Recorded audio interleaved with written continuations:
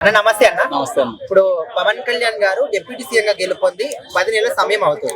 So అసలు ఆయన పరిపాలన గానీ ఆయన సేవ చేసే విధానం గానీ ఇదంతా కూడా చూస్తా ఉంటే ఇలా అనిపిస్తుంది. ఆయన 10 years నుంచి బాగా స్ట్రగుల్ పడ్డారు పార్టీ గురించి బాగా స్ట్రగుల్ పడ్డారు.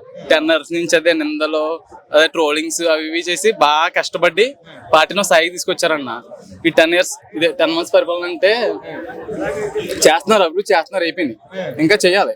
అంటే ఇప్పుడు రాజకీయ నాయకులు అంటే మాక్సిమం వాళ్ళు ఆఫీసులలో ఉండి పని చేయిస్తారు. అట్లా కాకుండా జనాల దగ్గరికి జనాల నుంచి పరిపాలన చేస్తున్నారు. సో మరి ఇలాంటి నాయకుడు ఇంతకు ముందు ఎప్పుడైనా చూసారా? లేదన్న, ఇంతవరకు ఇలాంటి నాయకుని ఎప్పుడు చూడలేదన్న.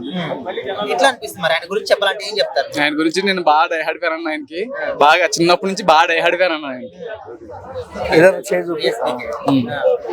సో ఎందుకు అంత అభిమానం ఎందుకు ఆయన అంతే. ఇంకా చిన్నప్పటి నుంచి అతను ఆ స్పీచ్లు, ఆ మోటివేషన్ స్పీచ్లు మొత్తం చూసి ఇంకా బాగా అభిమానం కింద. ఇంకా అంటే సినిమాల పరంగా చూసా లేకపోతే వ్యక్తిగతంగానన్న. సినిమా వ్యక్తిగత, పార్టీ. ఓకే. అయితే ఇప్పుడు చాలా మంది కూడా నెక్స్ట్ కాబోయే సీఎం ఆయనకు ఆ అర్హత కూడా ఉంది, ఆ విధంగా సేవ చేస్తారని చాలా మంది అంటున్నారు. మరి సీఎం అయ్యే ఛాన్స్ ఆయనకు ఉందంటారా? ఆయన ఈసారి పోటీ చేసినా సీఎం అయిపోతారు అన్న. ఈసారి చేసిన సీఎం అయిపోదు. Next confirm CM. మరి నారా లోకేష్ ఎటు పోవాలి? నారా లోకేష్ డిప్యూటీ సీఎం చేస్తాను వచ్చేసరికి. ఇంకా ఓకే. సరే, పవన్ కళ్యాణ్ గురించి ఈ ఒక్క మాటలో ఆయన గురించి డిస్క్రైబ్ చేయొచ్చు అంటే ఏం చెప్తారు? పవన్ కళ్యాణ్ డెమిగోడ్ అన్న. డెమిగోడ్.